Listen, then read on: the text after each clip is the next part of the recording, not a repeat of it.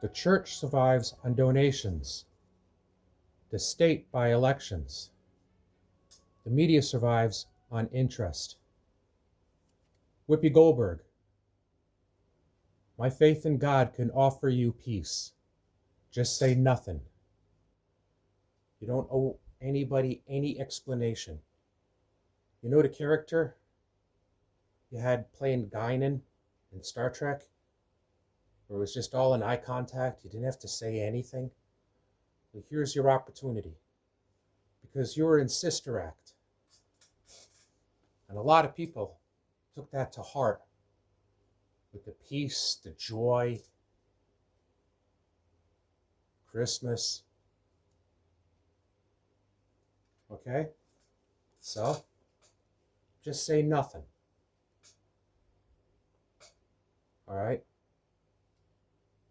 So on one side of the view, can talk about Whippy and Christmas and having their peace and joy, and the other side can talk and talk without thinking because they're paid very well.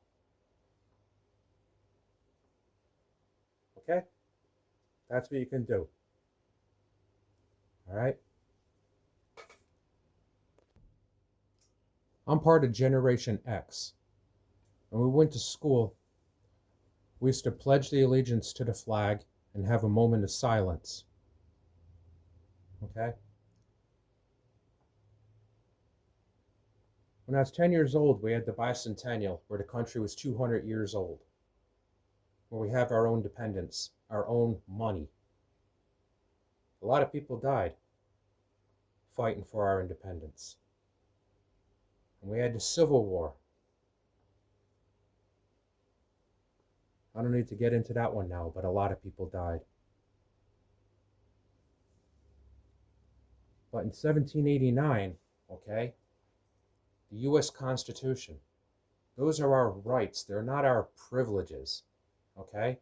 So that way we don't have the puppet master where somebody pulls the strings and the golden rule.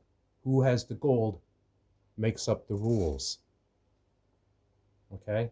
That's what the U.S. Constitution is to protect us from, okay? So you have children.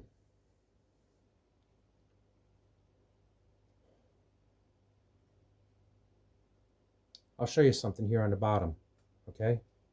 In 1985, I was 19 years old. 2015, I was 59. So if you were 59 in 1985, you were in 1945 when the Second World War ended. And anybody who remembers grandparents of the Generation X, if you couldn't handle being called names, they'll give you something to cry about. And it was something you felt, not what you heard, it's what you felt. Because they remember what divided a nation. They remember. But the books have been taken out of the schools and replaced with computers. Okay? And now you opened up the borders. It's like, picture when you're a kid and you want to bring other kids to your house to eat. And your parents say, we can't afford to feed the neighborhood. Well, us parents, we can't afford to feed everybody who comes over.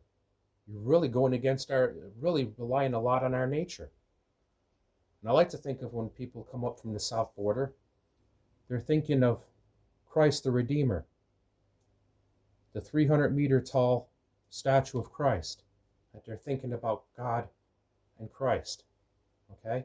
Jesus Christ, what he stood for, because the state and the church did not back up Jesus Christ.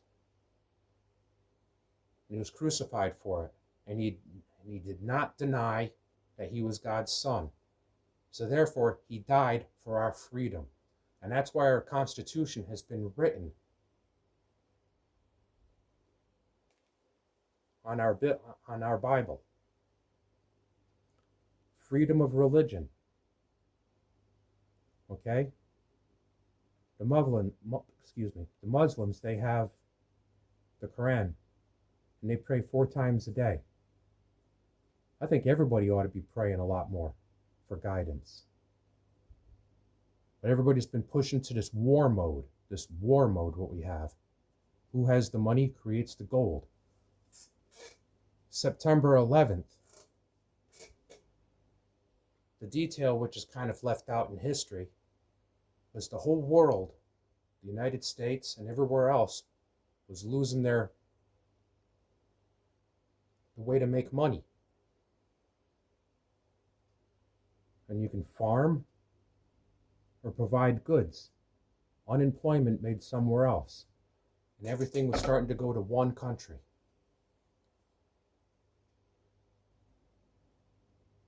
Now in school, are they teaching that it should have happened to break the economy? These school shootings, I just ask people to don't do it. But are they teaching in school that George Washington and our founding fathers were criminals? Is that what the Great Reset means? Is that they're being taken away so you have the puppet master? Here's a scale of the last 13 years, okay? From kindergarten to just past high school.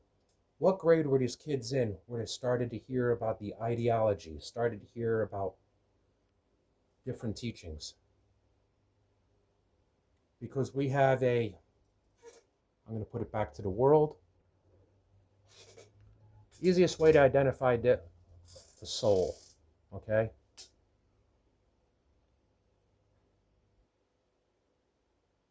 Your soul,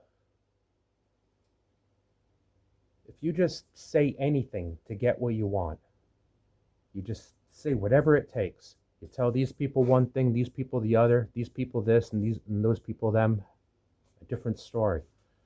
You have no soul. What you have is like a sandcastle. And every time you have to rebuild it. And then when you pass and you die and you face God, who are you? What did you do with your life? Well, you threw it all away, pretending to be somebody else. Now there's a lot of homeless people here in the country. Now the homeless people who don't want to hurt anyone, they'll drink their problems away, but they won't hurt anyone. They don't want to kill themselves, but they're just waiting to die. You have a soul, but their spirit is gone. It's been driven away. It's been taken away.